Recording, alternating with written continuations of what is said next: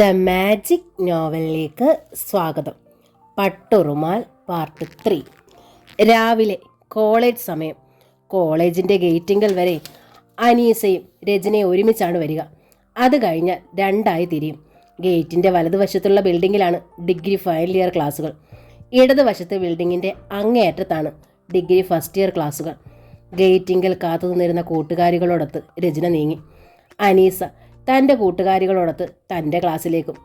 അനിതയും രാധുവും സാലിയുമാണ് രചനയുടെ കൂട്ടുകാരികൾ. ഇടതുവശത്തെ ബിൽഡിങ്ങിൻ്റെ ചുറ്റുമായി ഒരുപാട് മാവുകളുണ്ട്. തായ്മാവുകൾ മുതൽ നൂറ്റാണ്ട് പഴക്കമുള്ള മുത്തശ്ശി മാവുകൾ വരെ. മാങ്ങയുടെ കാലം വന്നാൽ കുട്ടികൾക്ക് മാങ്ങ എറിഞ്ഞിടാനും പൊട്ടിച്ചു തിന്നാനുമേ നേരം കാണും. മാവ് ഇറങ്ങി മാങ്ങാ കുലകളായി കിടക്കും. മാവിൻ്റെ തണലിലൂടെ രചനയും കൂട്ടരും നീങ്ങി. നിന്റെ ഈ ചുരിദാർ പുതിയതാണോടി? രചനയുടെ ഒപ്പം നടന്ന അനിത ചോദിച്ചു. അതെ, രചന പറഞ്ഞു. ഉമ്മ വാങ്ങി തന്നതാ. കഴിഞ്ഞ ദിവസം ഒരെണ്ണം താത്തായ്ക്കും ഉണ്ട്. ഉഗ്രനായി വീശിയിട്ടുണ്ടല്ലോടി, രാധു പറഞ്ഞു. ചെത്ത് കളർ സാലിയുടെ വക. അവർ ചുരിദാറിൻ്റെ ഷോളിന്മേൽ പിടിച്ചു. നല്ല വീശൻ എംബ്രോയിഡറി. ആ കടയിൽ നിന്ന് ഒരു 2-3 കൂടി മേടിച്ചാലോടി. അതേക്കുറിച്ചിപ്പോൾ ചിന്തിക്കണ്ട, രചന പറഞ്ഞു. അത് പിന്നെയും ആവാം. ഇപ്പോൾ ആദ്യത്തെ പീരീഡ് നരിമാൻ്റെയാണ്. 6 ബോറൻ ക്ലാസ്. എങ്ങനെ രക്ഷപ്പെടാമെന്ന് ആലോചിക്കുക. കെമിസ്ട്രി സാറിന് കുട്ടികൾ നൽകിയിരിക്കുന്ന പെറ്റ്നെയിമാണ് നരിമാൻ. ശരിയാ, അയാൾ നമ്മളെ വധിച്ച് കുഴിമേലിടും. രക്ഷപ്പെടാൻ എന്താടി മാർഗം? രചന സാലിയോട് ആരാഞ്ഞു. ഇങ്ങനെയുള്ള പ്രശ്നങ്ങൾക്ക് പെട്ടെന്ന് പോംവഴി കാണാറുള്ളത് സാലിയാണ്. കഴിയുന്നതും നരിമാൻ്റെ ക്ലാസ് എന്തെങ്കിലും കാരണമുണ്ടാക്കി കട്ട് ചെയ്യുവർ. ഞാനെന്ന് ആലോചിക്കട്ടെടി. സാലി നിന്നു. മറ്റുള്ളവരും. രചന. അപ്പോഴായിരുന്നു ആ വിളി. 4 പേര് നോക്കി. മുത്തശ്ശി മാവിൻ ചുവട്ടിൽ സുമുഖനായൊരു ചെറുപ്പക്കാരൻ. കഴുത്തിൽ വീതിയുള്ള ചെയിൻ മിന്നുന്നു. ജീൻസും ഷർട്ടും വേഷം. ആരാടി ആ യങ് ചാ? സാല് രചനയെ നുള്ളി. ആ, എനിക്കറിയില്ല. രചന കൈമലർത്തി. കളി ഇറക്കല്ലേ. എന്നിട്ട് നിന്റെ പേരല്ലേടി വിളിച്ചത്? അനിത ചോദിച്ചു. പടച്ചോനാണ് സത്യം, എൻ്റെ ഉമ്മയാണ് സത്യം, എനിക്കറിയില്ല. രചന ആകെ വിളറി. ചെറുപ്പക്കാരൻ അവർക്കരികിലേക്ക് വന്നു. രചന, പ്ലീസ് 1 മിനിറ്റ്, ഒരു കാര്യം പറയാനുണ്ട്. ഇങ്ങോട്ടൊന്ന് നീങ്ങി നിൽക്കുമോ? അവൻ ചോദിച്ചു. എടി, അങ്ങോട്ടേയല്ല, ചെല്ലടി, ഞങ്ങൾ പോണു, രാധു പറഞ്ഞു. നില്ലടി അവിടെ. രചന അവരെ പിടിച്ചു നിർത്തി. ഇവരുടെ കേൾക്കെ പറഞ്ഞാൽ മതി, അല്ലാത്തതൊന്നും എനിക്ക് കേൾക്കണ്ട. അവളുടെ മുഖം ചുവന്നു. അവരോട് എനിക്കൊന്നും പറയാനില്ല, എന്നാൽ എനിക്ക് കേൾക്കുകയും വേണ്ട. വാടി. രചന നടന്നു കഴിഞ്ഞു. കൂടെ മറ്റുള്ളവരും. അയ്യോടി, അയാൾ നിന്നെ ലവ് ചെയ്യാൻ വന്നതാ. നമ്മളെ 4 ലവ് ചെയ്യാൻ പറ്റുമോടി ബുദ്ധൂസേ? സാലി കുറ്റപ്പെടുത്തി. പിന്നെ അവൻ്റെ ഒരു ഉണക്ക പ്രേമം. വന്നേക്കട്ടെ ഇങ്ങോട്ട്. രചന ചീറി. കുറേ ചെന്നിട്ട് അവൾ തിരിഞ്ഞു നോക്കി. മുത്തശ്ശി മാവിൽ ചാരി അവൻ അങ്ങനെ തന്നെ നിൽക്കുന്നു. ആരാണവൻ? ഇവിടെ പഠിക്കുന്ന കുട്ടിയാണോ? ഡിഗ്രിക്കോ PGക്കോ മറ്റോ? വൈകുന്നേരം പോയപ്പോൾ അനീസയോട് രചന ആ ചെറുപ്പക്കാരനെ കുറ്റി പറഞ്ഞില്ല. പിറ്റേ ദിവസവും ആ മാവിൻ ചുവട്ടിൽ വെച്ച് അവർ അവനെ കണ്ടു. അന്നും അവൾ അവന് പറയാനുള്ളത് കേൾക്കാൻ നിന്നില്ല. ധാർഷ്ട്യത്തോടെ മുന്നോട്ട് പറഞ്ഞു. 3-ാം ദിവസവും കണ്ടു അവർ അവനെ അതേ സ്ഥലത്ത് വെച്ച്. പ്ലീസ് രചന, 1 മിനിറ്റ് നിൽക്കൂ. ഇതൊരു ശല്യമായല്ലോ, രചന അസഹ്യതയോടെ പറഞ്ഞു. നിങ്ങളോട് ഞാൻ പറഞ്ഞില്ലേ എനിക്ക് ഒറ്റയ്ക്ക് ഒന്നും കേൾക്കണ്ടാന്ന്. മര്യാദയ്ക്ക് പോയില്ലെങ്കിൽ ഞാൻ കംപ്ലൈൻറ്റ് ചെയ്യും കേട്ടോ. രചന, ഇവരോട് പറയേണ്ടാത്ത കാര്യമായിട്ടാണ്. അവൻ വീണ്ടും പറഞ്ഞു. എന്താണ് അങ്ങനെ ഇവരോട് പറയേണ്ടാത്ത ഒരു കാര്യമുള്ളത്? ഇവരറിയാത്ത ഒരു കാര്യം എനിക്കില്ല. എന്നാ പറയട്ടെ? അവൻ ചോദിച്ചു. പറയ്. രചന ഗർവോടെ നിന്നു. ഞാൻ നിന്നെ സ്നേഹിക്കുന്നു, 100 വട്ടം സ്നേഹിക്കുന്നു. എനിക്ക് നിന്നെ വിവാഹം ചെയ്യാൻ ആഗ്രഹമുണ്ട്. സമ്മതമാണോ? ഒറ്റ ശ്വാസത്തിൽ അവൻ ചോദിച്ചു. രചന വായ് പിളർന്ന പടി നിന്നുപോയി. ഒപ്പം കൂട്ടുകാരികളും. ഇതായതുകൊണ്ടാണ് തനിച്ച് പറയാമെന്ന് കരുതി ഞാൻ കാത്തു നിന്നത്, അവൻ ദൃഢസ്വരത്തിൽ പറഞ്ഞു. പക്ഷേ കൂട്ടുകാരികളോട് കൂടി പറഞ്ഞേ മതിയാവൂന്ന് വാശി പിടിച്ചാൽ പിന്നെ ഞാൻ എന്തു ചെയ്യും? ഇതാ പറഞ്ഞിരിക്കുന്നു, ഇനി മറുപടി പറയൂ. രചന വിയർത്തു നിൽക്കുകയാണ്. ഇങ്ങനെ എന്തെങ്കിലും പറയാനാണവൻ്റെ ഭാവമെന്ന് അവൾക്കും തോന്നിയിരുന്നു. അവൻ്റെ മുഖഭാവങ്ങളും നിൽപ്പും ഒക്കെ ആ രീതിയിലായിരുന്നു. അതുകൊണ്ടാണവൾ അതിനിട കൊടുക്കാതെ കൂട്ടുകാർക്കരികിൽ നിന്നും മാറാതെ നിന്നതും ഒറ്റയ്ക്കൊന്നും കേൾക്കണ്ട എന്ന് പറഞ്ഞതും. എന്നാൽ കൂട്ടുകാർ നിൽക്കെ അവൻ ഇങ്ങനെ പറയാൻ ധൈര്യം കാട്ടുമെന്ന് രചന ഒട്ടും പ്രതീക്ഷിച്ചില്ല. അതാണ് അവൾ അന്തം വിട്ട് നിന്നു പോയത്. മറുപടി എനിക്ക് കൂട്ടുകാരിൽ നിന്ന് പോരാ, രചന തന്നെ പറയണം. വീണ്ടും അവൻ്റെ സ്വരം. എസ് ആയാലും നോ ആയാലും പറയൂ. രചന നടന്നു, തളർന്ന പാദങ്ങൾ മുന്നോട്ട് വെച്ച്. ഒരക്ഷരം അവനോട് പറയാതെ തന്നെ. അവളിലെ അമ്പരപ്പും വിറയലും വിട്ടുപോയിട്ടില്ല. ഒപ്പം നടന്നു രാധു ചോദിച്ചു, എടി ആരാടി അവൻ? നിങ്ങൾ എങ്ങനെ അടി പരിചയം? ഞങ്ങളോട് നീയെല്ലാം മറച്ചല്ലോടി. രചന ദയനീയമായി അവരെ നോക്കി. എന്താടി അവൻ്റെ പേര്? രചന കൈ മലർത്തി കാട്ടി. വാട്ട്? നിനക്ക് പേരും അറിയില്ലേ? രചന നിഷേധാർത്ഥത്തിൽ തലയാട്ടി. തെല്ലകലെ എത്തിയിരുന്നു അവൾ. സാലി തിരിഞ്ഞു നിന്നു. ഹേയ് അവൾ വിളിച്ചു. അവൻ പോയിട്ടുണ്ടായിരുന്നില്ല. അവരെ നോക്കി ഒരേ നിൽപ്പ്. Your good name please? Sally വിളിച്ചു ചോദിച്ചു. ഐ ആം സുബൈർ, അവൻ പറഞ്ഞു. സുബൈർ? എടി അവനും നാലാവേദക്കാരൻ തന്നെ അടി കൊച്ചേ, അനിത പറഞ്ഞു. പാൻസ് അല്ലേ, മുണ്ടായിരുന്നെങ്കിൽ ഇടത്തോട്ട് ഉടുത്തിരിക്കുന്നത് കണ്ട് പിടിക്കായിരുന്നു. ഏത് വേദക്കാരനാണെന്ന് രാധു ഉറക്കെ ചിരിച്ചു. അപ്പോൾ ആളെല്ലാം അറിഞ്ഞിട്ട് തന്നെയാണ്.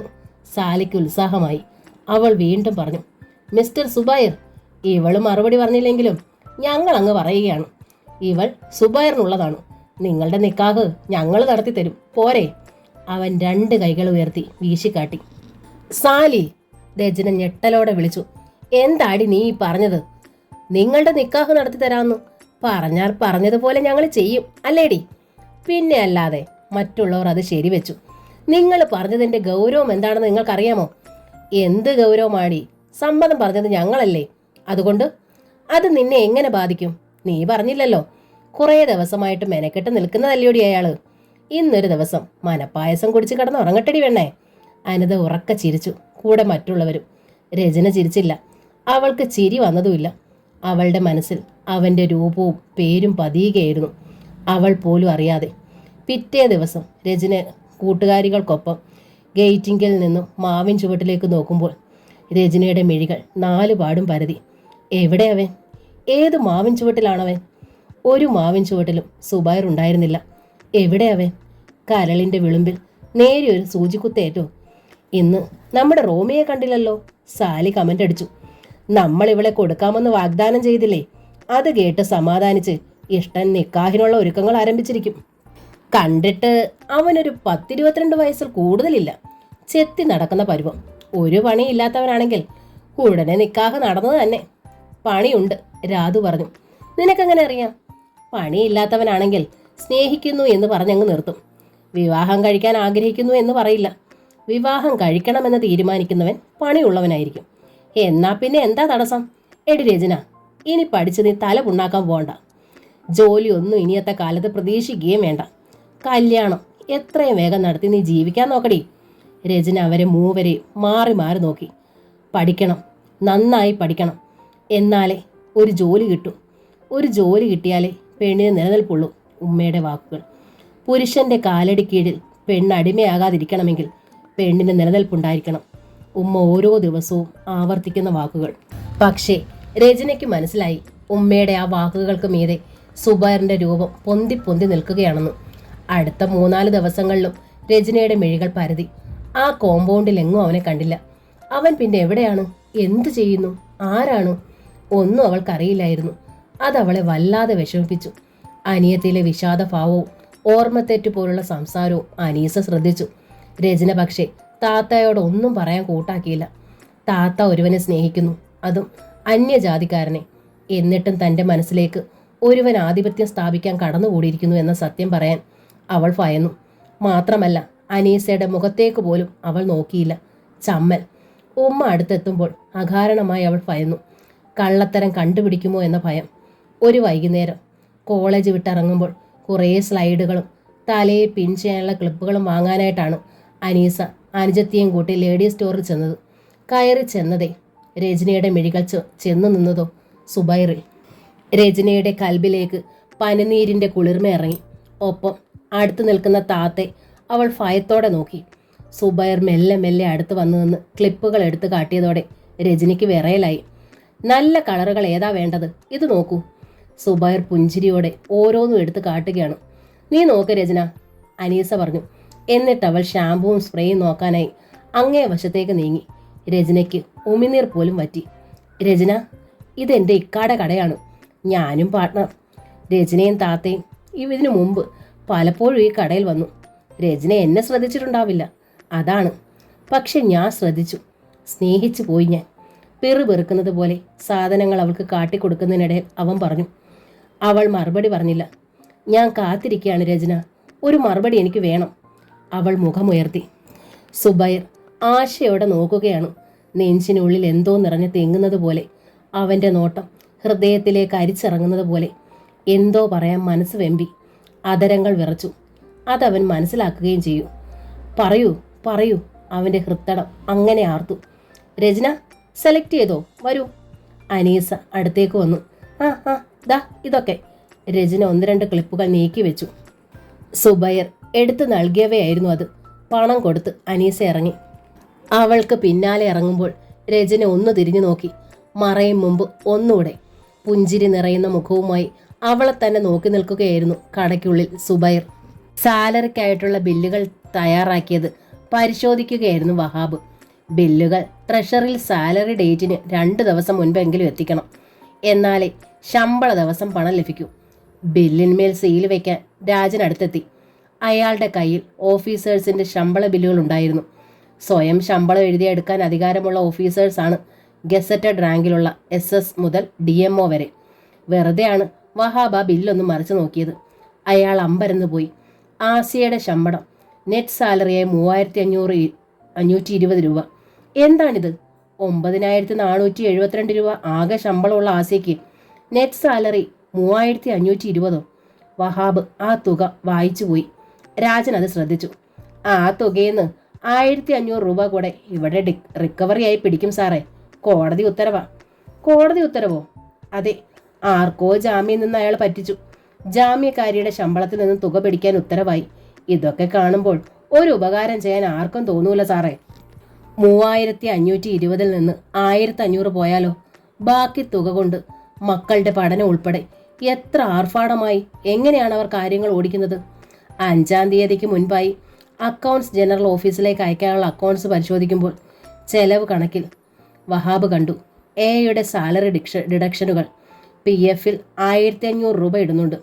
PF loan recovery 2900, housing loan recovery 1100, LIC cutting 450 രൂപ.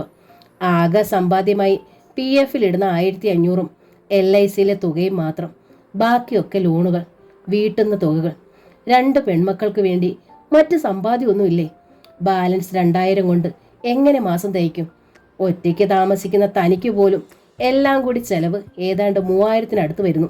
അപ്പോൾ ആസി എന്തു ചെയ്യും? പെട്ടെന്ന് വഹാബിൻ്റെ നെറ്റി ചൊളിഞ്ഞു. ആ ഓട്ടോറിക്ഷ, അതിൽ കയറിപ്പോകുന്ന ആസിയ, ആ ബംഗ്ലാവ്, രാത്രിയിൽ വൈകി വീടിന് മുമ്പിൽ ഇറങ്ങുമ്പോൾ ധാരാളിച്ച് ചെലവഴിക്കാൻ പണം എവിടെയെന്ന് എന്നിനി ചിന്തിക്കേണ്ട കാര്യമുണ്ടോ? ഉയർന്ന തസ്തികയിൽ ബഹുമാനിതയായിരിക്കേണ്ടവൾ അവളുടെ കീഴുദ്യോഗസ്ഥനായി ഈ ഓഫീസിൽ വന്നുപോയല്ലോ. ഇലാഹി! വഹാബിന് ആകെ അമർഷം തോന്നി. എക്സ്പെൻഡിച്ചർ ഫയൽ അയാൾക്ക് മുമ്പിൽ തുറന്നപടിയിരുന്നു. അത് നീക്കി വെച്ച് നെറ്റിമേൽ കൈത്തലം താങ്ങി ഇരുന്നു പോയി. What happen Wahab? SS Pillai സാറും ചോദിച്ചു.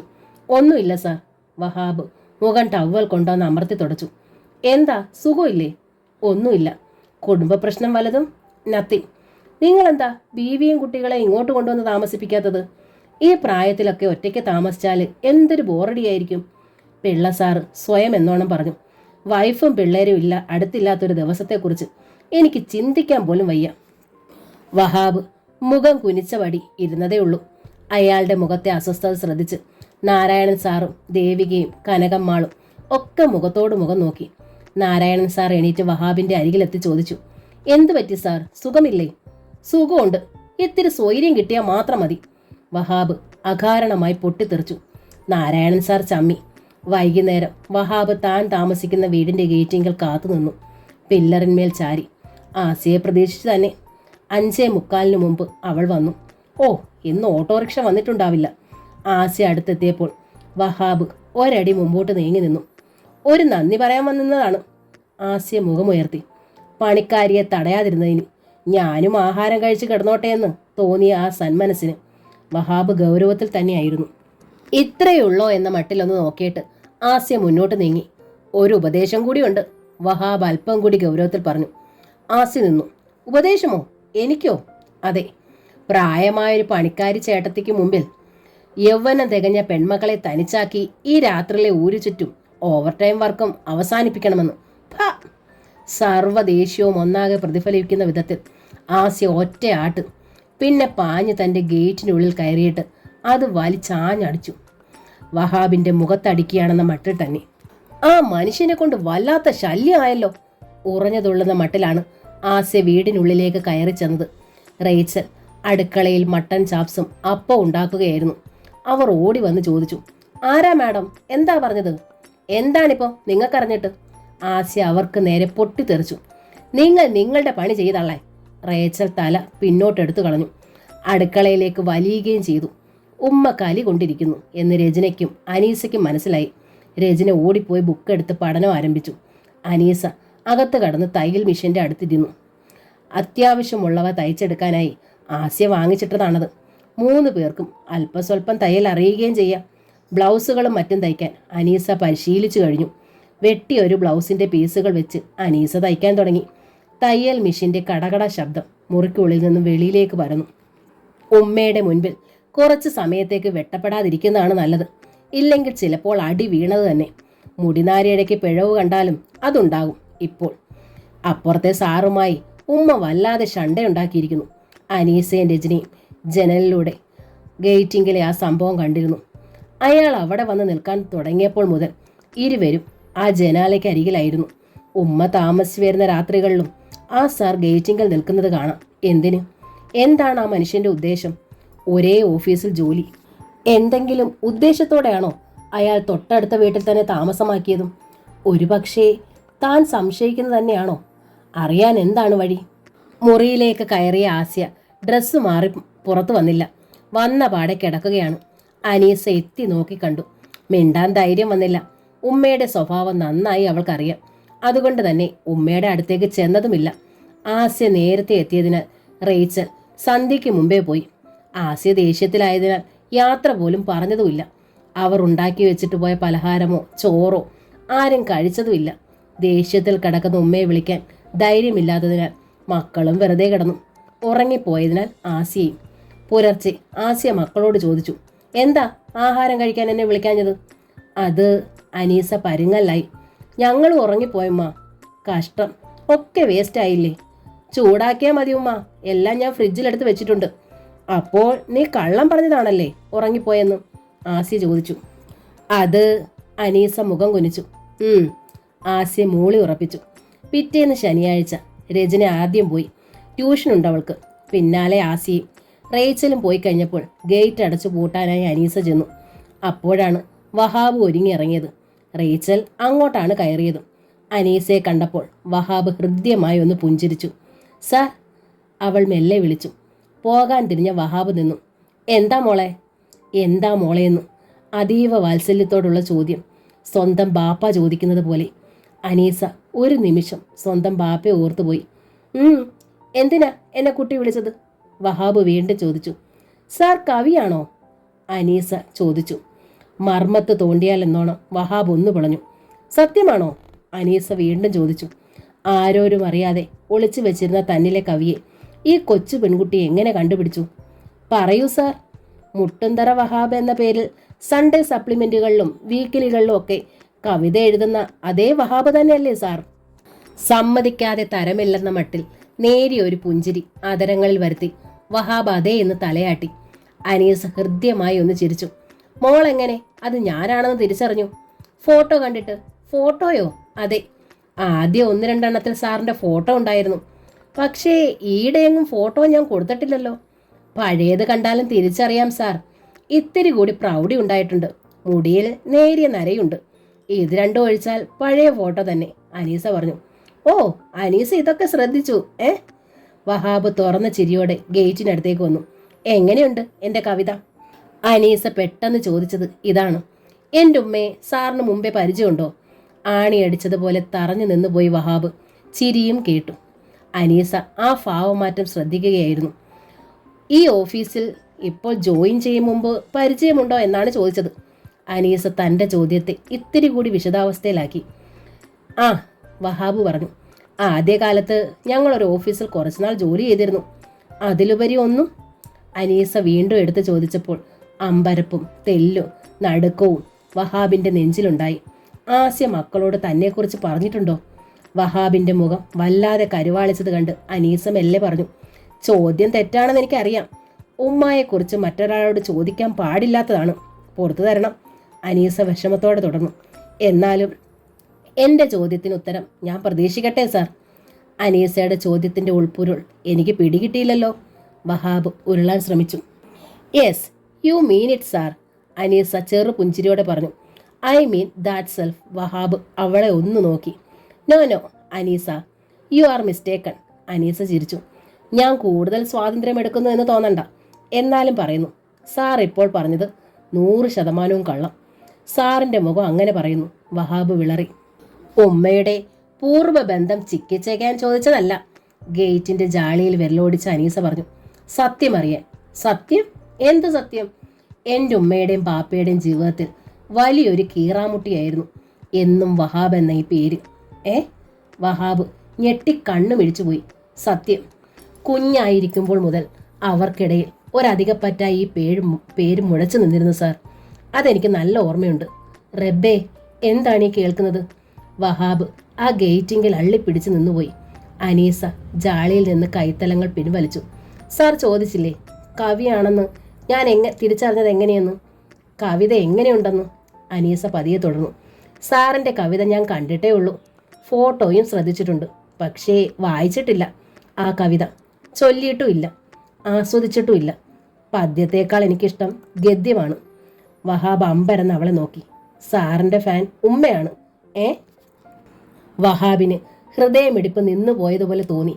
ആസ്യ തൻ്റെ ഫാനോ? ഏത് വീക്കിലിയോ ഏത് സപ്ലിമെൻറ്റിലോ സാറിൻ്റെ കവിത കണ്ടാലും അത് വാങ്ങും. ഒരു 100 കുറി അത് ആവർത്തിച്ച് ചൊല്ലും. കാണാ പാഠമാക്കും. ചിലപ്പോഴാ കണ്ണുകൾ നിറയുന്നതും തുളുമ്പുന്നതും ഞാൻ കണ്ടിട്ടുണ്ട്. റബ്ബേ, എന്താണ് ഈ കേൾക്കുന്നത്? ഒട്ടും വിശ്വസിക്കാൻ കഴിയുന്നില്ല. തൻ്റെ കവിത തേടിപ്പിടിച്ച് വായിക്കുക, വായിച്ച് മനഃപ്പാഠമാക്കുക, ചൊല്ലിക്കൊണ്ട് നടക്കുക. ആ കവിതകളുടെ ഉൾപ്പൊരുൾ മനസ്സിലാക്കി തന്നെയാണോ അവളുടെ മിഴികൾ നിറയാറ്? ആണോ? ഒട്ടും വിശ്വസിക്കാൻ കഴിയുന്നില്ല അങ്ങനെ ഒരു പ്രതികരണം. അതും ആസിയയിൽ നിന്നും. അത് സത്യമെങ്കിൽ 21 വർഷങ്ങൾക്ക് ശേഷം ആദ്യമായി ആ ക്യാബിനിൽ വെച്ച് കണ്ടപ്പോൾ അവൾ ക്രൂരമായി പരിഹസിച്ചതെന്തിന്? തന്നിലെ കവിതയെപ്പോലും അവൾ തിരിച്ചറിയുകയോ ബഹുമാനിക്കുകയോ ചെയ്തില്ലല്ലോ. അതിനുശേഷം ഇന്നോളവും അനുഭവം മറിച്ചല്ല. ഇത് കള്ളമാണ്. ഈ പെൺകുട്ടിക്ക് തെറ്റിപ്പോയി. വഹാബ് അനീസയോട് പറഞ്ഞു. കവിതകൾ മനസ്സിരുത്തി വായിക്കുന്ന, ആ കവിതയുടെ ശരിയായ അർത്ഥവും ലക്ഷ്യവും മനസ്സിലാക്കുന്ന ആർക്കും അത് ഉൾക്കൊള്ളുന്ന വികാരം ഉണ്ടാവും. ഹാസ്യം, ശോകം, രൗദ്രം, ഏത് രസവും മുഖത്തുണ്ടാവും. പക്ഷേ സാറിൻ്റെ കവിതകളിൽ ശോകവും നഷ്ടബോധവും മാത്രമേ ഉള്ളൂ എന്ന് ഉമ്മ പറഞ്ഞു. എൻ്റെ കവിതയിൽ മാത്രമല്ല അനീസ, തപ്ത ഹൃദയത്തിൽ നിന്നൂറുന്ന ഏത് കവിതയും ശോകാദ്രമാകും. അനീസ ഒന്ന് ചിരിച്ചിട്ട് പറഞ്ഞു. സാർ അങ്ങനെ തെന്നി മാറാൻ വരട്ടെ. എൻ്റെ ഉമ്മ ആകെ വായിക്കാറുള്ള കവിതകൾ സാറിൻ്റെതാ. അപ്പോഴോ? വഹാബിന് ഉത്തരം മുട്ടുകയാണ്. ഉമ്മയ്ക്ക് കവിത ആകട്ടെ എന്ന് കരുതി ഞാൻ മറ്റുള്ളവരുടെ കവിതകൾ എടുത്തു നൽകി. ഉമ്മയ്ക്ക് അതൊന്നും ആവശ്യമുണ്ടായിരുന്നില്ല. അറിയപ്പെടുന്ന എത്രയോ കവികളുടെ കവിതകൾ ഒക്കെ തള്ളിക്കളഞ്ഞ് വല്ലപ്പോഴും ഏതെങ്കിലും താളുകളിൽ പ്രത്യക്ഷപ്പെടുന്ന സാറിൻ്റെ കവിതകളോട് മാത്രം ഇത്രയേറെ അറ്റാച്ച്മെൻറ്റ് എന്തുകൊണ്ടാണ്? അതാണ് ഞാൻ ചോദിച്ചത്. എനിക്കറിയില്ല അനീസ. വഹാബ് വിക്കി. അവിടെ നിന്ന് ഓടി രക്ഷപ്പെടാനാണ് അയാൾ ആഗ്രഹിച്ചത്. പക്ഷെ കഴിയുന്നില്ല. ഈ പെൺകുട്ടിയുടെ മുമ്പിൽ കാലിൽ കൂച്ചു വിലങ്ങിട്ടതുപോലെ നിൽക്കുന്നു. സാറിന് തോന്നുന്നുണ്ടോ ഞാനൊരു കൊച്ചുകുട്ടിയാണെന്ന്? അനീസ വീണ്ടും ഗേറ്റിൻ്റെ ജാളിയിന്മേൽ പിടിച്ചു നിന്നു. ഇല്ല എന്ന് വഹാബ് തല വിലങ്ങനെയാട്ടി. ഉമ്മ ആ കവിത വായിക്കുന്നതിലോ കണ്ണ് നിറയുന്നതിലോ എനിക്കൊന്നും തോന്നിയിട്ടേ ഇല്ലായിരുന്നു. ഒരാളുടെ മാത്രം കവിതയോട് താല്പര്യം തോന്നാൻ പാടില്ലാന്നില്ലല്ലോ. അനീസ തുടർന്നു. സാറിനെ കണ്ട ആദ്യ നിമിഷത്തിൽ തന്നെ എവിടെയോ കണ്ടിട്ടുള്ള പരിചയം എനിക്ക് തോന്നിയിരുന്നു. എവിടെയെന്ന് പിടികിട്ടിയില്ലെന്ന് മാത്രം. എന്നാൽ ഞാൻ കഴിഞ്ഞ ദിവസം കണ്ടു ഉമ്മ ആ പഴയ കവിതകൾ എടുത്ത് നോക്കുന്നു. എനിക്കപ്പോൾ ആ ഫോട്ടോ ഓർമ്മ വന്നു. അതോടെ എനിക്ക് മനസ്സിലായി, ഒരു കവിയോ സഹപ്രവർത്തകനോ മാത്രമല്ല ഉമ്മയെ സംബന്ധിച്ചിടത്തോളം സാറെന്നു. അതിലുപരി മറ്റാരോ. നോ, വഹാബ് ഇടയിൽ കയറി പറഞ്ഞു. അതിലുപരി ഒന്നുമില്ല. ഒന്നുമില്ല. പക്ഷേ ഒന്ന് ഞാൻ തീർത്ത് പറയാം സാർ, അനീസ പറഞ്ഞു. പറയൂ എന്ന ഭാവം വഹാബിന്. സാറിൻ്റെ വരവ് ഉമ്മയെ ഒരു കൊടുങ്കാറ്റാക്കി മാറ്റിയിരിക്കുന്നു. ഏതാണ്ട് സ്വച്ഛമായ നിലയിലായിരുന്നു ഉമ്മ കുറേ നാളായിട്ട്. പക്ഷേ ഈ ഇടയായി ഉമ്മയ്ക്ക് സ്വസ്ഥതയേയില്ല. ഉമ്മയ്ക്ക് വല്ലാത്ത ടെൻഷൻ. അതുകൊണ്ട് ഞങ്ങൾക്കും എപ്പോഴും ഭയമാണ്. അനീസയുടെ ഉമ്മ സ്വച്ഛമായ നിലയിലായിരുന്നു എന്ന് ആരാണ് പറഞ്ഞത്? ഓഫീസിൽ മറ്റുള്ളവർക്കൊരു തലവേദന തന്നെയാണ് ആസിയ. വഹാബ് തുടർന്നു. നേരിയ പ്രശ്നത്തിൽ പോലും കലി തുള്ളുകയും മെമ്മോ അടിക്കുകയും ചീറ്റുകയും ചെയ്യുന്ന രീതി. പക്ഷേ ഞങ്ങൾ മക്കൾക്ക് ഉമ്മ സ്വച്ഛമായൊരു ജലപ്പരപ്പ് തന്നെയായിരുന്നു. ഇടയ്ക്കെങ്ങാനും നേരിയൊരു കൽക്കഷ്ണം വീണുണ്ടാകുന്ന നേരിയ ചിറ്റോളങ്ങൾ ഒഴിച്ചാൽ. ഓ, അനീസയ്ക്ക് കവിത ഇഷ്ടമല്ലെന്ന് പറഞ്ഞിട്ട് കവിത പറയുന്നല്ലോ. വഹാബ് 2-3 അടി നടന്നിട്ട് പറഞ്ഞ് രക്ഷപ്പെടാനായി. ഞാൻ വരട്ടെ അനീസ, സമയം വൈകുന്നു. 10:05 കഴിഞ്ഞാൽ അനീസയുടെ ഉമ്മ രജിസ്റ്റർ എടുത്ത് മാറ്റും. പിന്നെ ഒപ്പിടാനാവില്ല. Sir please. അനീസയുടെ മുഖത്ത് ദയനീയത പരന്നു. ഞാൻ പറഞ്ഞത് സത്യമാണ് സർ. സാർ ഈ വീട്ടിൽ താമസ്യമാക്കിയത് മുതൽ എൻ്റെ ഉമ്മ ശരിക്കും ഉറങ്ങിയിട്ടില്ല. വഹാബ് വീണ്ടും നിന്നു. സർ, ഒരു വലിയ തകർച്ചയിൽ നിന്ന് റിക്കവർ ചെയ്ത് ജീവിക്കുകയാണ് എൻ്റെ ഉമ്മ ഇപ്പോൾ. ഇനിയൊരു തകർച്ച ഒരു പക്ഷേ ഉമ്മയ്ക്ക് താങ്ങാൻ കഴിഞ്ഞില്ലെന്ന് വരും. ഒരു വലിയ തകർച്ചയിൽ നിന്ന് റിക്കവർ ചെയ്തു പോലും അനുദിനം അത്യഗാധമായ കിടങ്ങിലേക്കാണ് അവൾ പോകുന്നതെന്ന് മക്കൾ അറിയുന്നില്ലല്ലോ. കഷ്ടം. അതുകൊണ്ട് എനിക്ക് സത്യം അറിയണം സർ. ഉമ്മയോട് ചോദിക്കാനാവില്ലാത്തത് കൊണ്ടാണ് ഞാനിങ്ങനെ സാറിനെ ഉപദ്രവിക്കുന്നത്. എന്തിനാണ് ഉമ്മ സാറിനെ ഇത്രയേറെ വെറുക്കുന്നത്? എന്താണ് ഉമ്മയുടെ ടെൻഷന് കാരണം? ബാപ്പ ഇപ്പോഴും ആരോപിക്കുന്നത് പോലെ സാറും ഉമ്മയും തമ്മിൽ മുൻപ് എന്തെങ്കിലും ബന്ധം ഉണ്ടായിരുന്നോ? പറയൂ സാർ. ബാപ്പ ഇപ്പോഴും ആരോപിക്കുന്നത് പോലെയെന്നോ? ഞെട്ടിത്തിരിഞ്ഞ് വഹാബ് അനീസയെ നോക്കി. അപ്പോൾ അനീസയുടെ ബാപ്പ ജീവിച്ചിരിപ്പുണ്ട് സാർ. ഞങ്ങളോടൊപ്പം അല്ല, ബാപ്പയുടെ തറവാട്ടിൽ. റബ്ബേ! നിൽക്കുന്ന ഭൂമി ചുട്ടുപൊള്ളിയെന്നോണം വഹാബ് ഒന്ന് വട്ടം കറങ്ങി നിന്ന നിൽപ്പിൽ. അനീസയുടെ ബാപ്പ ജീവിച്ചിരിക്കുന്നെന്നോ? പിന്നെ അയാൾ മരിച്ചെന്ന് രാഘവൻ പറഞ്ഞതോ? ആസി വിധവയാണെന്ന് പറഞ്ഞതോ? അയാൾ മരിച്ചു എന്നായിരിക്കും ആസി എല്ലാവരോടും പറഞ്ഞിരിക്കുക. ജീവിച്ചിരിക്കുന്ന ഭർത്താവ് മരിച്ചെന്ന് പറഞ്ഞ് നടക്കുക, ഒറ്റയ്ക്ക് താമസിക്കുക, സ്വന്തം ഇഷ്ടപ്രകാരം ജീവിക്കുക. എന്നിട്ട് അനീസയുടെ ബാപ്പ ഇങ്ങോട്ട് വന്ന് നിങ്ങളോടൊപ്പം താമസിക്കാത്തത് എന്താ? വഹാബ് ചോദിച്ചുപോയി. ബാപ്പ ഇങ്ങോട്ട് വരില്ല. അനീസയുടെ മുഖം വാടി. അഥവാ വന്നാൽ ഉമ്മ ചിലപ്പോൾ കോടാലി എടുക്കും. കൊല്ലുമെന്നാണോ? ബാപ്പയുടെ മുഖം ഈ വീട്ടുപടിക്കൽ എങ്ങാനും കണ്ടാൽ കൊല്ലാൻ തന്നെയാണ് 99% സാധ്യത. അനീസ വിഷാദത്തോടെ പറഞ്ഞു. അത്രയേറെ ഉമ്മയ്ക്ക് വെറുപ്പുണ്ട് ബാപ്പയോട്. അക്കാര്യം പറയുന്നതും ആ പേര് കേൾക്കുന്നതും കൊല്ലുന്നതിന് സമമാണ്. കലിയാണ് ഉമ്മയ്ക്ക്, തീരാത്ത പകയും. അനീസയുടെ ബാപ്പയെ ഉമ്മ ഇത്രയേറെ വെറുക്കാൻ എന്താണ് കാരണം? അവളുടെ മുഖം കുനിഞ്ഞു. വിരലുകൾ ഗേറ്റിൻ്റെ അഴിമേൽ തെരുപിടിച്ചു. ഞാനാണോ കാരണം? അനീസ മന്ദഹസിച്ചു. അത്യധികം വേദന ഉള്ളിൽ ഒളിപ്പിച്ചുകൊണ്ട് തന്നെ. അനീസ ബാപ്പയെ കാണാൻ പോകാറുണ്ടോ? പോയാലുമ്മ വെട്ടി നുറുക്കിക്കളയും. അനീസയുടെ മിഴികളിൽ ഭയം തിങ്ങി. അനീസയ്ക്ക് ആഗ്രഹമില്ലേ ബാപ്പയെ കാണാൻ? അപ്പോഴും അവൾ വിഷാദത്തോടെ മന്ദഹസിച്ചതേ ഉള്ളൂ. ആ മനുഷ്യൻ വലിയവനാണല്ലോ, വഹാബ് പറഞ്ഞു. തൻ്റെ മക്കളെ പോലും കാണാൻ അനുവദിക്കാതെ അവരെയും കൊണ്ട് ഒറ്റയ്ക്ക് തന്നിഷ്ടം പോലെ കഴിയുന്ന ഒരു സ്ത്രീയെ സഹിക്കുന്നുണ്ടല്ലോ. ഒരു തരത്തിലും ഉപദ്രവിക്കുന്നില്ലല്ലോ. അനീസയുടെ മിഴികൾ കവിഞ്ഞൊഴുകുകയായിരുന്നു. അത് കേട്ടപ്പോൾ വഹാബ് വിഷമിച്ചുപോയി. കുട്ടി, ഞാൻ പറഞ്ഞത് അയാൾ വിക്കി. സാരമില്ല സാർ, സാർ പറഞ്ഞത് ശരിയാണ്, എന്നാൽ തെറ്റുമാണ്. എനിക്ക് സങ്കടം ഒരു കാര്യത്തിലാണ്. ജീവിച്ചിരുന്നിട്ടും ഞങ്ങൾക്ക് ബാപ്പ എന്ന് വിളിക്കാൻ കഴിയുന്നില്ല. ബാപ്പയുടെ സ്നേഹം അനുഭവിക്കാൻ യോഗവുമില്ല. കഷ്ടം. വഹാബ് അനീസയുടെ സങ്കടം തെങ്ങുന്ന മുഖത്തേക്ക് നോക്കി. കണ്ണീര് തുടയ്ക്കു കുട്ടി, ആരേലും കാണും. അനീസ കണ്ണുകൾ തുടച്ചു. മന്ദഹസിക്കാൻ ശ്രമിച്ചുകൊണ്ട് അവൾ പറഞ്ഞു. സാറിനെ ഞാൻ എൻ്റെ സങ്കടങ്ങൾ പറഞ്ഞ് വിഷമിപ്പിച്ചു അല്ലേ? It's all right Aneesa. മനസ്സുകൾ പരസ്പരം തുറന്നാൽ ഭാരം കുറയൂ എന്നറിയില്ലേ? പരസ്പരം തുറന്നില്ലല്ലോ സാർ, അനീസ പറഞ്ഞു. എൻ്റെ സങ്കടം പറഞ്ഞു, എൻ്റെ മനസ്സിൻ്റെ ഭാരം കുറഞ്ഞു.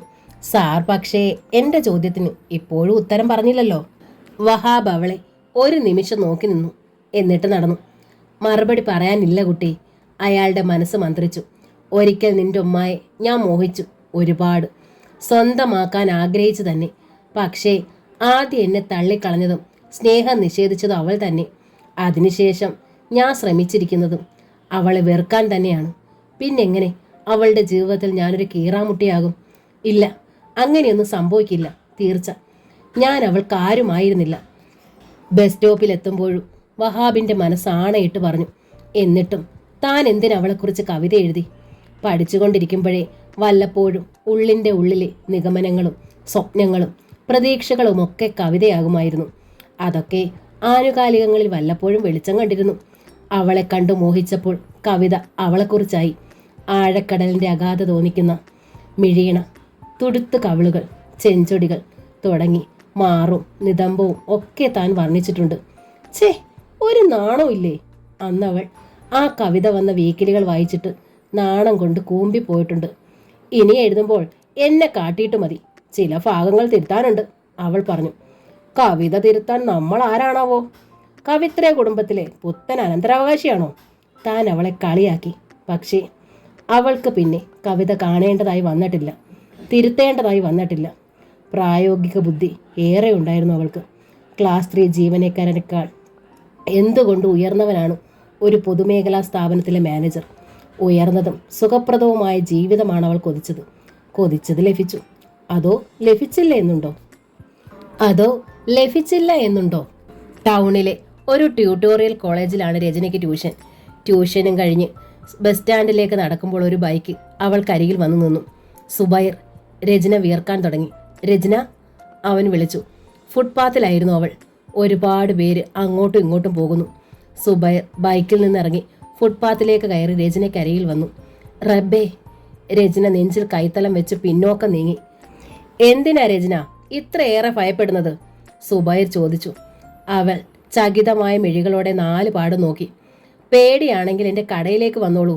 ഉച്ച സമയമായതുകൊണ്ട് വലിയ തിരക്കുണ്ടാവില്ല. സെയിലിന് നിൽക്കുന്ന 2 പേര് ഉണ്ണാൻ പോകും.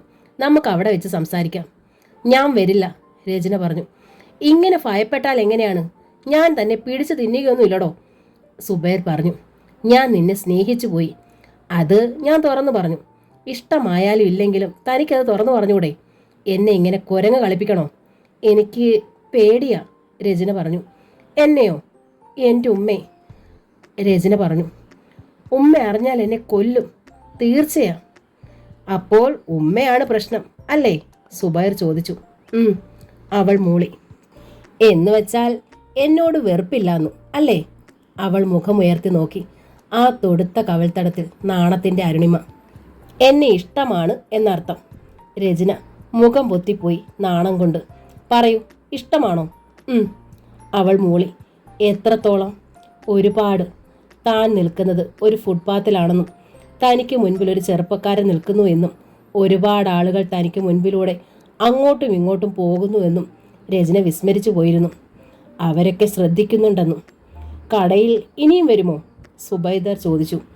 താത്തയുടെ കൂടെ വരാൻ പറ്റൂ. പിന്നെ നമ്മൾ തനിച്ചെങ്ങനെയാണ് കാണുന്നത്? എന്തിനാ? എനിക്ക് ഒരുപാട് കാര്യങ്ങൾ പറയാനുണ്ട് പെണ്ണേ. എന്താണ്? ഇങ്ങനെ നിന്ന് പറഞ്ഞാൽ പോരാ. നമ്മുടെ നിക്കാഹിനെ കുറിച്ചാണ്. എനിക്കിപ്പോൾ നിക്കാഹ് വേണ്ട, പഠിക്കണം. പഠിച്ചോളൂ, ഡിഗ്രി എടുത്താൽ പോരെ? എന്നിട്ട് മതി നിക്കാഹ്. പോരാ, എനിക്ക് ഒരുപാട് പഠിക്കണം, ഒരു ജോലി കിട്ടുന്നത് വരെ, രചന പറഞ്ഞു. അതൊക്കെ കഴിഞ്ഞിട്ട് മതി നിക്കാഹ്. ധൃതിയാണെങ്കിൽ വേറെ കെട്ടിക്കോ. സുബൈർ അമ്പരന്ന് പോയി. രചന നടന്നു കഴിഞ്ഞിരുന്നു. അവളുടെ ആ നടപ്പ്, റോസാപ്പൂവിൻ്റെ മൃദുലതയുള്ള പാദങ്ങളൊക്കെ നോക്കി നിൽക്കെ നേരിയ പുഞ്ചിരിയോടെ സുബൈർ ഫുട്പാത്തിൽ നിന്നിറങ്ങി ബൈക്കിലേക്ക് കയറി. അവൻ്റെ മനസ്സപ്പോൾ വിളിച്ചു കൂവി. നിന്നെ അങ്ങനെ പഠിച്ച് ജോലിക്കാരിയാക്കാനൊന്നും ഞാൻ വിടില്ലടി വെണ്ണേ. അതിനു മുമ്പ് തന്നെ നിന്നെ കെട്ടി ഞാൻ എൻ്റെ പുന്നാര ബീവിയാക്കും. ഷുഗർ. ഒരു വൈകുന്നേരം ബസ് സ്റ്റോപ്പിലിറങ്ങി വീട്ടിലേക്കുള്ള പഞ്ചായത്ത് വഴിയെ നടക്കുകയായിരുന്നു അനീസയും രജനിയും. ഹേയ് ബീഗം സുൽത്താന, പിന്നിൽ നിന്നൊരു വിളി കേട്ടു. ഇരുവരും തിരിഞ്ഞു നോക്കി. ആ വായി നോക്കിയാണല്ലോ. അനീസ പിറുപിറുത്തു. കവലയ്ക്കപ്പുറത്ത് ഷാപ്പുടമയുടെ മകനാണ്. പഠനം ബാലികേറ മലയായിരുന്നു ജോൺസൺ. അതുകൊണ്ട് പ്രീ ഡിഗ്രിയോടെ അത് ഉപേക്ഷിച്ചു. പിന്നെ ഷാപ്പിൽ സ്ഥിരമായി മാനേജരായും സെയിൽസ്മാനായും ഒക്കെ നിൽക്കും. ആവശ്യത്തിലധികം കുടിക്കുകയും ചെയ്യും. അനീസയെ കാണുന്ന മാത്രയിൽ ആ മിഴികൾ വിടരും. എന്തെങ്കിലും പറയും എപ്പോഴും. രാവിലെയും വൈകുന്നേരവും അവർ പോവുകയും വരികയും ചെയ്യുന്ന കൃത്യസമയത്ത് വഴിയരികിൽ ഉണ്ടാവുകയും ചെയ്യും. നടന്നോ രചന, ആ കൊരങ്ങൻ ഇങ്ങോട്ട് വരികയാണ്, അനീസ പറഞ്ഞു. ഇവന്റെ ശല്യം കൂടി വരികയാണല്ലോ, ഉമ്മയോട് പറഞ്ഞാലോ? രചന ചോദിച്ചു. മിണ്ടാതിരിക്കടി, അനീസ അവളെ നുള്ളി. ഉമ്മ അറിഞ്ഞാലുള്ള സ്ഥിതി എന്താണെന്ന് നിനക്കറിയാമോ? വേറെന്താ, അവന്റെ കാരണം അടിച്ചു പൊട്ടിക്കും. വായി നോക്കി കിളിച്ചു കാട്ടാൻ പിന്നെ പല്ലുണ്ടാവില്ല, രചന അമർഷത്തോടെ പറഞ്ഞു. അത് ശരിയാണ്, രചനയ്ക്ക് ബോധ്യമായി. എന്നാ പിന്നെ അവൻ എന്തെങ്കിലും പറയട്ടെ, ഉമ്മ ഇതറിയണ്ട. ആ, രചന സമ്മതിച്ചു. ഹേയ് സുൽത്താന! പെട്ടെന്ന് തൊട്ടു പിന്നിൽ വിളി ഉയർന്നു. അവൻ പിന്നാലെ വരികയായിരുന്നോ? അവരിരുവരും ഞെട്ടിത്തിരിഞ്ഞു. തൻ്റെ ഉമ്മ അറിഞ്ഞാലും കുഴപ്പമൊന്നുമില്ലടേ, ജോൺസൺ പുഞ്ചിരിയോടെ പറഞ്ഞു. നിങ്ങൾക്ക് എന്താ വേണ്ടത്? അനീസ ഗൗരവത്തിൽ ചോദിച്ചു. ചുണ്ടിൻ്റെ കോണൊന്ന് കടിച്ച് ഒരു ഗൂഢമായ ചിരിയോടെ ജോൺസൺ ചോദിച്ചു. എന്താ വേണ്ടതെന്ന് പറഞ്ഞാൽ ഉടനെ തരുമോ? ചി, അനാവശ്യം പറയുന്നോടാ പട്ടി, രചന കലി കൊണ്ടു. അവൾ മുരണ്ടു. പട്ടീന്ന് വിളിക്കുന്നോടി, പട്ടിച്ചി. അഭിമാനം വ്രണപ്പെട്ടതിൻ്റെ കലിപ്പോടെ ജോൺസൺ ഒരു ചാട്ടത്തിന് രചനയുടെ കയ്യിൽ കടന്നു പിടിച്ചു. നീ അത്രയ്ക്കായോടി? നിനക്ക് ഇത്രയ്ക്ക് അഹങ്കാരമോ? എന്നാ പിന്നൊന്ന് കണ്ടിട്ട് തന്നെ ഉള്ളടി, വിടടാ കയ്യെന്ന്. രചന കുതറി. ഛേ, എന്താണ് നിങ്ങൾ ഈ ചെയ്യുന്നത്? കയ്യെന്ന് വിടാൻ. അനീസയും ആകെ അങ്കലപ്പോടെ പറഞ്ഞു. അവൾ പരിഭ്രമത്തോടെ ചുറ്റുപാട് നോക്കി. കയ്യെന്ന് വിടാനല്ലേടാ പറഞ്ഞത്, ചെറ്റത്തരം കാണിക്കുന്നോടാ. രചന വീണ്ടും കൈയിട്ട് കുതറിക്കുടഞ്ഞു. വിടുന്നില്ലടി, നിന്റെ ഉമ്മ എന്നെ അങ്ങ് വിഴുങ്ങുമോ എന്ന് നോക്കട്ടെ. അതാ അവരെന്നെ മൂക്കിലേക്ക് വലിച്ചു കയറ്റുമോന്നറിയട്ടെ. ജോൺസൺ ചീറുകയാണ്.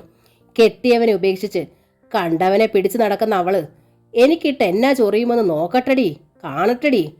അങ്ങ് നിന്നും ഇങ്ങു നിന്നും വന്നവർ കാഴ്ചക്കാരായി രസിച്ചു നിൽക്കുന്നു.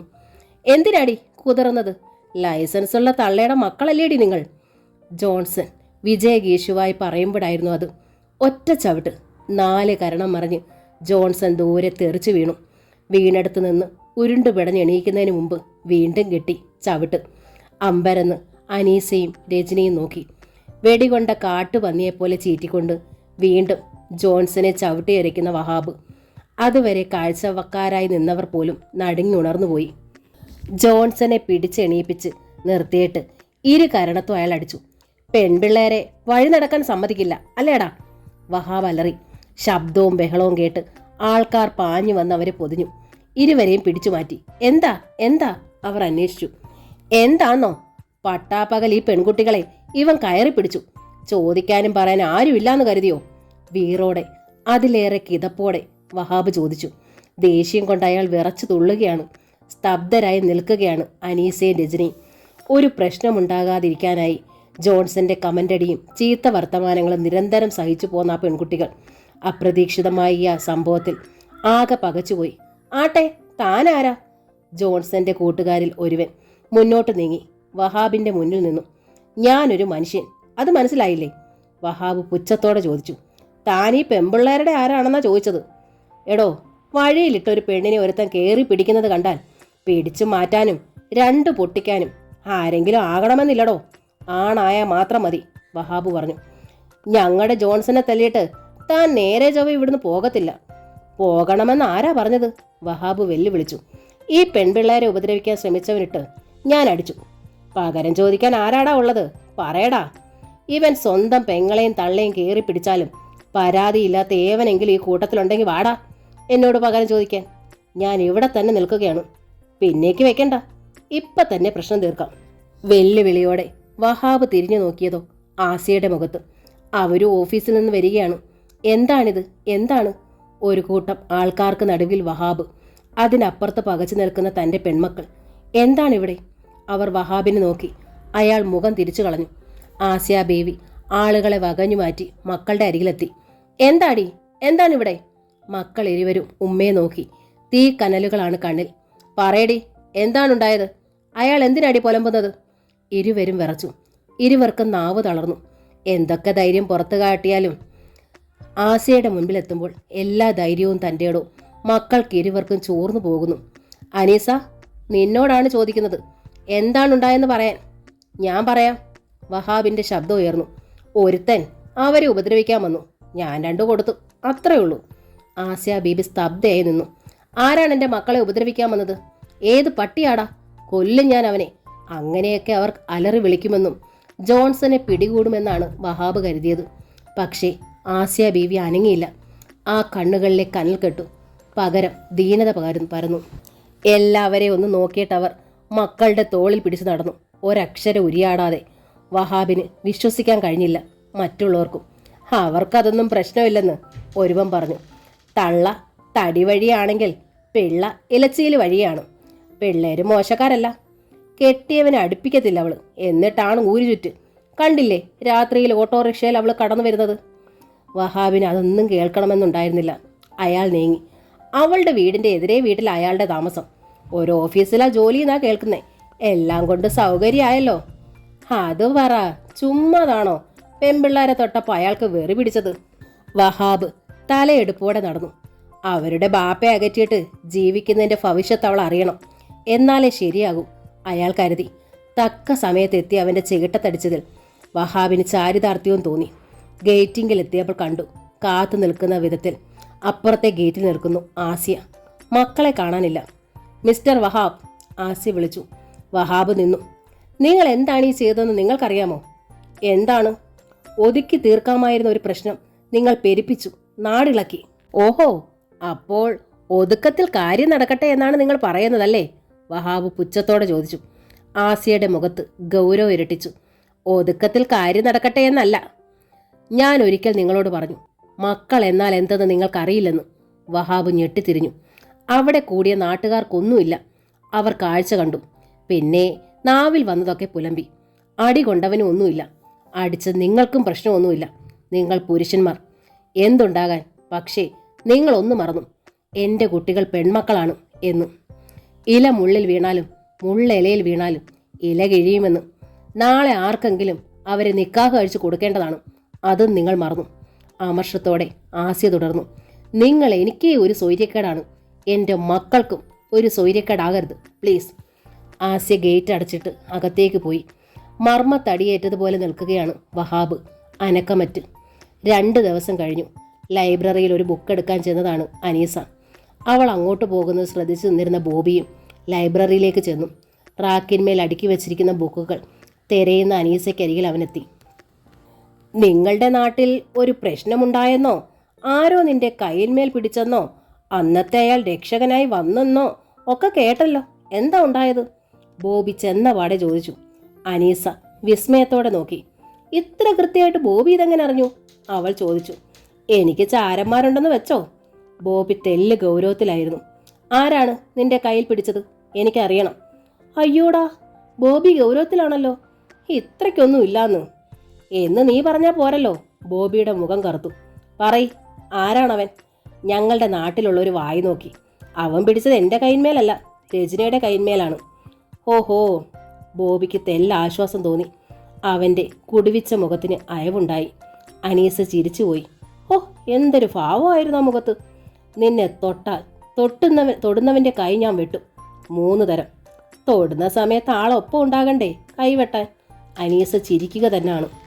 തൽക്കാലം പേടിക്കണ്ട, ആരും എന്നെ തൊടാൻ വരില്ല. അയാൾ ചീത്ത വാക്കുകൾ പറഞ്ഞപ്പോൾ രചന അതിലിത്തിരി കൂടി കടത്തി പറഞ്ഞു. പട്ടീന്നൊക്കെ വിളിച്ചു. അതാണ് അയാൾ കയറി പിടിച്ചത്. നിന്റെ അനിയത്തി ആളൊട്ടും മോശമല്ല. ആ, അനിയത്തിക്കും ചോദിക്കാനും കൈവെട്ടാനും ആളായി.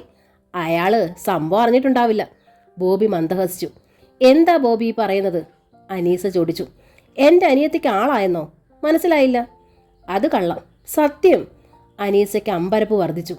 ഈ കോളേജ് ക്യാമ്പസിൽ വെച്ച് അരങ്ങേറിയ പ്രണയനാടകം അറിഞ്ഞില്ലെന്നോ നീ? കള്ളം. ബോബി, എനിക്ക് പേടിയാകുന്നു. എന്താണ്? തെളിച്ചു പറയൂ.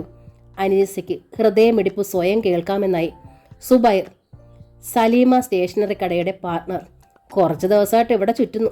രജന അവൻ്റെ വലയിൽ വീണിട്ടുണ്ട്. എൻ്റെ റബ്ബേ, അനീസയ്ക്ക് തല കയറി. താൻ വഴിവിട്ടത് തന്നെ തെറ്റ്. അനിയത്തിയെങ്കിലും ഉമ്മയുടെ പ്രതീക്ഷകൾ കൊത്തു നീങ്ങുമെന്ന് കരുതിപ്പോയി. ഇനി എന്താണൊരു പോംവഴി? ബോബി മാത്രമല്ല, അനീസയുടെ കൂട്ടുകാരിൽ 1-2 പേരും ആ വാർത്ത തന്നെ അവളോട് പറഞ്ഞു. രജന ഒരു ചെറുപ്പക്കാരനോട് ക്യാമ്പസിൽ വെച്ച് പലപ്പോഴും സംസാരിക്കുന്നത് കണ്ടു എന്നു. അനിയത്തിയോട് എന്തെങ്കിലും ചോദിക്കാൻ സത്യമായും അനീസ ഭയന്നു. താൻ തെറ്റുകാരിയാണ്. താൻ ചെയ്ത അതേ തെറ്റ് അനിയത്തി ചെയ്യുമ്പോൾ ശാസിക്കാനോ തിരുത്താനോ നമുക്ക് അവകാശമുണ്ടോ? ബോബിയെ കണ്ടുമുട്ടിയതിലും അവൻ്റെ രൂപം തൻ്റെ ഹൃദയത്തിൽ കൊത്തിവെച്ചതിലും അനീസ അന്ന് ആദ്യമായി സങ്കടപ്പെട്ടുപോയി. തനിക്ക് അനിയത്തിയെ ശാസിക്കാനാവുന്നില്ലല്ലോ. അന്ന് മുഴുവൻ അനീസ സങ്കടപ്പെട്ടു. അനുജത്തിയോട് മിണ്ടാൻ പോലും കഴിഞ്ഞില്ല. ആഹാരവും വേണ്ട എന്ന് തോന്നി. എന്തു പറ്റി നിനക്ക്? എന്താ വിശപ്പില്ലാത്തത്? ആസി ചോദിച്ചു. എന്തോ വയറിനുള്ളിൽ ഗ്യാസ് കെട്ടിക്കിടക്കുന്നത് പോലെ അവൾ പറഞ്ഞു. ആസി അവൾക്ക് ഗ്യാസിൻ്റെ 2 ഗുളിക നൽകി. രചന പതിയെ ചോദിച്ചു. എന്ത് പറ്റി താത്ത? ആ ബോബിച്ചാച്ചൻ ഉടക്കിയോ? അനീസ മുഖം തിരിച്ചു കളഞ്ഞു. എന്തെന്നറിയാതെ അനിയത്തിയോട് ഈർഷ്യ തോന്നി. പിറ്റേ ദിവസം കോളേജിൽ ക്ലാസ്സുള്ള സമയം. ഒരു പീരീഡ് കഴിഞ്ഞപ്പോൾ അനീസ ക്ലാസ്സിൽ നിന്നിറങ്ങി. അനിയത്തെ അറിയാതെ പയ്യനെ കാണുക, താക്കീത് ചെയ്യുക, അതായിരുന്നു പ്ലാൻ. ബോബി പറഞ്ഞത് വച്ച് അവൾ പോയത് നേരെ സലീമ സ്റ്റേഷനറി കടയിൽ. സ്റ്റേഷനറി എന്നതിലുപരി ലേഡി സ്റ്റോർ തന്നെയാണ്. പെൺകുട്ടികളെ ആകർഷിക്കുന്നതിനുള്ള എല്ലാ കോസ്മെറ്റിക് സാധന സാമഗ്രികളും അവിടെയുണ്ട്.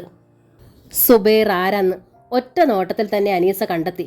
2-3 തവണ ഇവിടെ കയറിയപ്പോഴൊക്കെ രചനയുടെ അടുത്ത് ചുറ്റിപ്പറ്റി നിന്നിരുന്നവനെ അനീസയ്ക്ക് ഓർമ്മ വന്നു. അവൾ നേരെ കടയ്ക്കുള്ളിൽ സുബൈർ നിൽക്കുന്നിടത്തെത്തി. ഒറ്റ നോട്ടത്തിൽ തന്നെ അവൾക്ക് അവനെ ഇഷ്ടമായി. എന്നാലും എന്താണ് അവൻ്റെ ഉദ്ദേശമെന്ന് അറിയണമല്ലോ. വളച്ചുകൊണ്ട് നടന്ന് ചതിക്കാനാണോ ഭാവം? സുബൈർ ചിരിച്ചു. ചിരി വിടാതെ പറഞ്ഞു. റംസാൻ പ്രമാണിച്ച് കോസ്മെറ്റിക്കുകൾ ഒരുപാട് എത്തിയിട്ടുണ്ട്. എന്താണ് വേണ്ടത്? അനീസ അവൻ്റെ മുഖത്തേക്ക് നോക്കി. അവൻ്റെ മിഴികൾക്ക് തിളക്കം, മുഖത്ത് പുഞ്ചിരി. കടയിൽ ധാരാളം ആൾക്കാരുണ്ട്. ഞാൻ വന്നത് നിങ്ങളെ കാണാനാണ്. സ്ലൈഡുകളും പിന്നുകളും നോക്കുന്ന ഭാവത്തിൽ അവൾ പറഞ്ഞു. സംസാരിക്കാനുണ്ട്. നടന്നോളൂ, ഞാൻ കോളേജ് ഗേറ്റിങ്ങിലെത്താം, അവൻ പറഞ്ഞു. അവൾ ഇറങ്ങി നടന്നു. അവൾ കോളേജ് ഗേറ്റിങ്ങിലെത്തുമ്പോൾ ബൈക്കിന്മേൽ ചാരി സുബൈർ പുഞ്ചിരിയോടെ നിൽക്കുന്നുണ്ടായിരുന്നു. എന്താ അനീസയ്ക്ക് പറയാനുള്ളത്? സുബൈർ ചോദിച്ചു.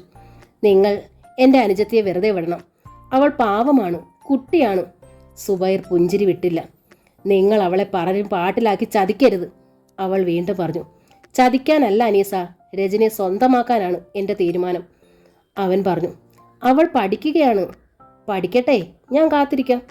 പക്ഷേ ഈ ബന്ധം അവളുടെ പഠനത്തെ ബാധിക്കും. അനീസയും പഠിക്കുകയല്ലേ. പഠനത്തിൻ്റെ പുരോഗതിക്ക് വേണ്ടി സ്നേഹത്തെ തള്ളിപ്പറയാൻ അനീസയ്ക്ക് കഴിയുമോ? അവൾ വിളറി. ഉമ്മ എങ്ങാനും അറിഞ്ഞാൽ?